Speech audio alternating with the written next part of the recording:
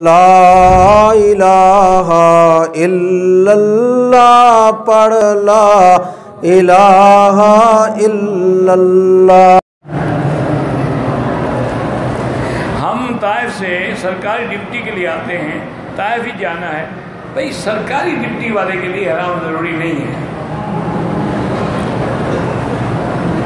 ہم بغیر احرام کے حرم میں رہ رہے ہیں، شوال ذوالقعدہ عمرہ نہیں کر سکتے۔ ہم مکہ میں ہوں، میری فیملی بغیر محرم کے مکہ مکرمہ آ سکتی ہے عمرہ کرنے کے لیے۔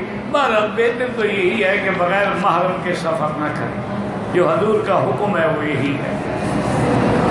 بعض علماء مجبوراً کہ بھئی حل کوئی نہیں، وہ تو یہاں بھی جائے، اس کو چھٹی نہیں ملتی، اور جائے تو پھر اپنی ٹکٹ بھی بھرے، واپسی پہ بھی ٹکٹ بھرے، تو انہوں نے ایک حل لکھا ہے کہ وہاں سے اس کا محرم یعنی بھائی باپ بیٹا کوئی چڑھا دے ایئرپورٹ پہ، اور ایئرپورٹ پہ آپ اس کو وصول کر لیں، تو وہاں بھی محرم نے بٹھایا، آگے بھی محرم مل گیا، تو 3-4 گھنٹے کے سفر میں، اور جہاز کے اندر الحمدللہ کوئی ایسا خوف بھی نہیں ہوتا گناہ ہونے کا۔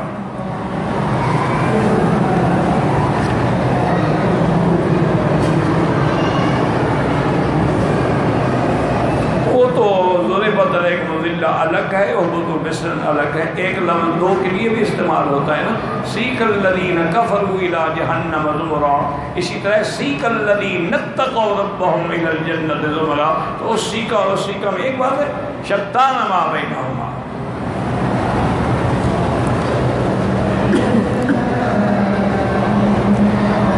اللہ جو بھی کینسر میں بیماریوں میں مبتلا ہیں، اللہ ان کو شفائے کاملہ عطا فرمائے، اللہ ہر بیمار کو شفائے کاملہ عطا فرمائے، اور اللہ کے لیے میرا بھائی کوئی مشکل نہیں ہے، آپ زیادہ سے زیادہ زمزم پلائیں، زمزم ڈالیں، اور اللہ کے قرآن کی آیت ہے لیس لہا من دون اللہ کاشفہ، وہ پڑھ کے پانی پہ دم کریں، اللہ قادر ہے انشاءاللہ شفا ہو جائے۔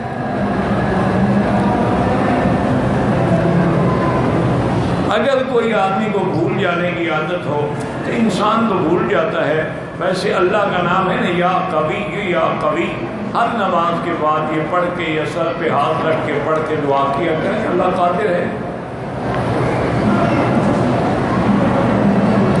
هل تجب العمرة المکی اذا دخلها من وراء الميقات؟ لازم۔